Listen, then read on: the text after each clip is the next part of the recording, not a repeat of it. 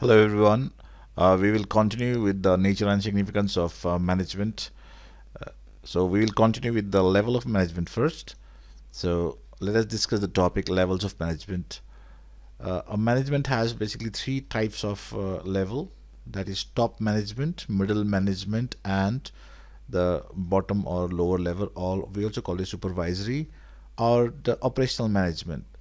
So, what does top management do? These are the bosses of the company and organization that usually take the long-term goals, overall goals of the organization. They set up, okay? So they consist of senior most executives of the organization by whatever name they are called. They are usually referred to as chairman, the chief executive officer, chief operating officer, all those things. So these are top level management, and they have vast level of experience, and their pay and perks are also very high. Their basic task is to integrate diverse elements and coordinate the activities of different departments according to the goal set. So these are the top level management. So the CEO, CFO, all these are the example of top level management. Then we have middle level management. These are like these are the link between the top and the lower manager. They act like liaising officer type. So they communicate what is expected from the lower level managers by the top level managers. They are the link. They are subordinate to the top level managers and superior to the line managers. That means the lower level managers. They are usually known as division heads. For example, production manager, middle management.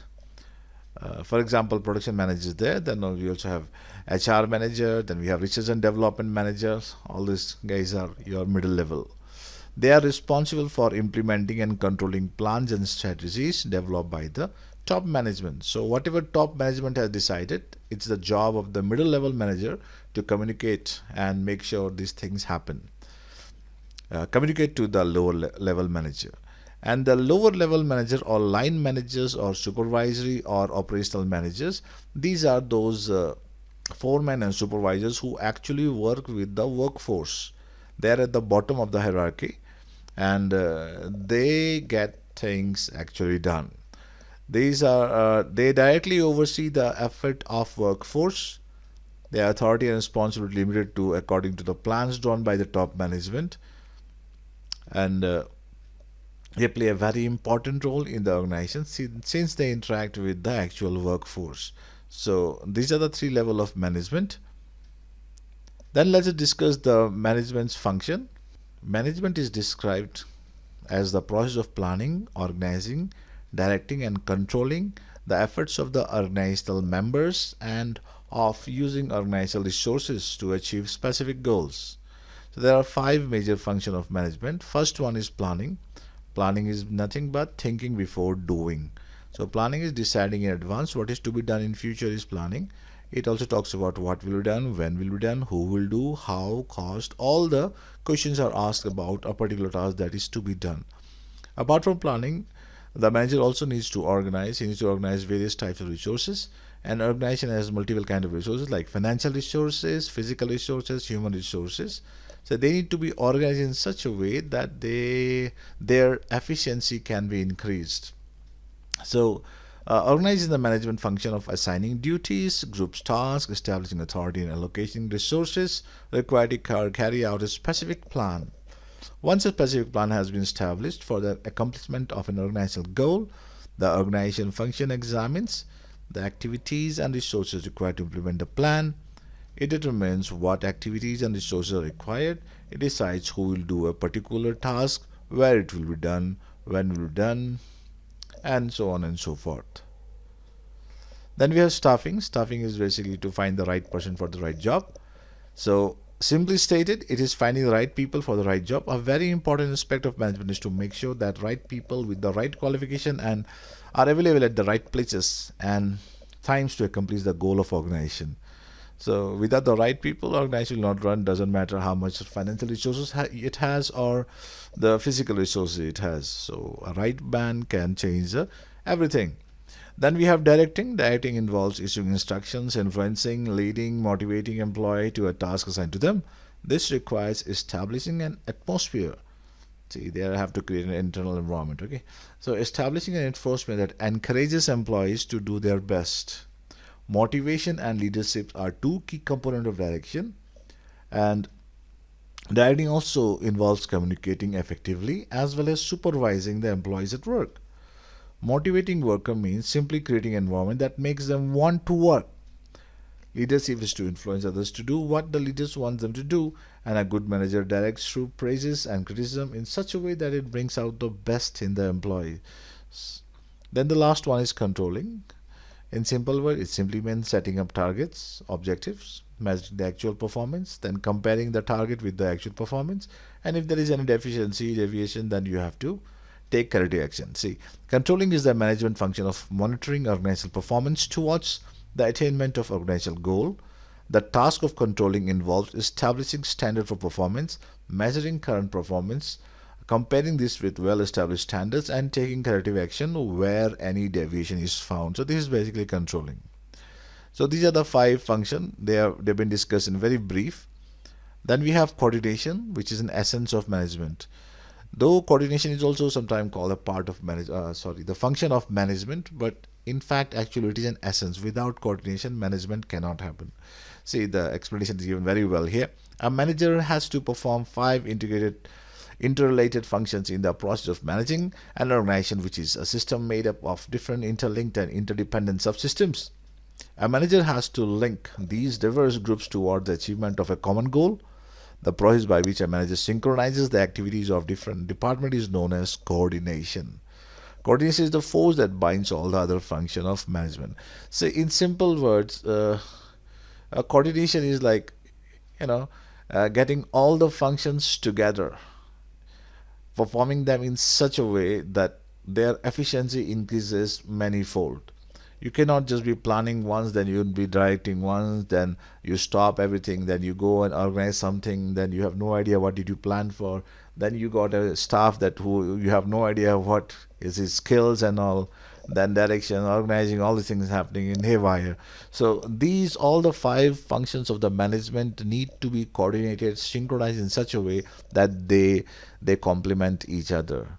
They should not be stopping each other. They should be complementing each other and increasing each other's efficiency. Here you can see coordination therefore involves synchronization of different actions or efforts of the various units of an organization. This provides the requisite amount, quality, timing, and sequence of effort which ensures that planned objectives are achieved with a minimum of conflict. The characteristics of coordinations are given. First one, it integrates group effort. Yeah, this is the first one. Coordinate simply means to synchronize and bring together the group effort. Where there are small groups, we will bring all the groups together and make them as one cohesive group.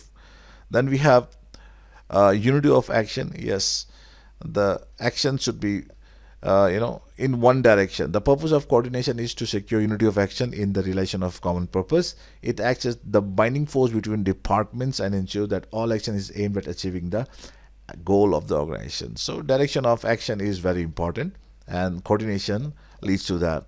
Then we have third one, coordination is a continuous process. It cannot be stopped. It has to go on and on and on. As the management function goes on and on and on, same way the coordination also needs to be like that. Coordination is pervasive. Pervasive means universal. Definitely it's everywhere. Coordination has to be there, be it at top level, lower level, or middle level, be it whatever function, planning, organizing, directing, all has coordination part in it. And then we have coordination is the responsibility of all managers. Yes, this is important. Not just the top, not just the bottom, not just the middle. Every level of management is equally responsible for coordinating the work. And coordinate is a deliberate function. Yes, it is intentional. A manager has to coordinate the effort of different people in a conscious and deliberate manner. Even where members of a department willingly cooperate and work, coordination gives a direction to that willing spirit. Coordination in the absence of coordination, cooperation in the absence of coordination may lead to wasted effort, and coordination without cooperation may lead to dissatisfaction among employees. So cooperation and coordination both are important. So why it is important? Importance of coordination is given. Of course, growth in size. Organization grows in size if you have proper coordination. If there is proper coordination, definitely the management function is happening efficiently, hence leads to profit, employee satisfaction, and definitely growth happens. Then functional differentiation. Different departments like marketing, finance, and production have different distinct roles but must work together. Coordination aligns their effort, prevents conflict, and ensures all functions contribute to overall organizational goal. Okay, marketing guy wants to sell more and more and more. He doesn't care how much you produce or how much money he has. Finance guy needs to worry about money, money, money, from where it comes, where it goes. Doesn't matter for him where what you sell and how much you produce. And production is only busy in production. So they all have different objectives. So coordination will bring this example. This is just an example. Three different departments, three different goals together. So that's what. And the last one is specialization. Expert in different fields focus on specific tasks which can create communication gaps. Coordination helps integrate their specialized skills, ensuring smooth operation and improved efficiency. So definitely production guy is expert in producing, finance guy is producing expert in finance and accounts, marketing is good in selling. They are not expert in each other's field. So coordination brings them all together as a cohesive group, which is stronger, faster, okay, and it will does a great job. That's it from the that's it from this topic, nature and significance of management. Hope you like it. If you don't understand anything or you want to say something, ask question, the comment is there, kindly comment on it. Okay, thank you, bye bye, see you.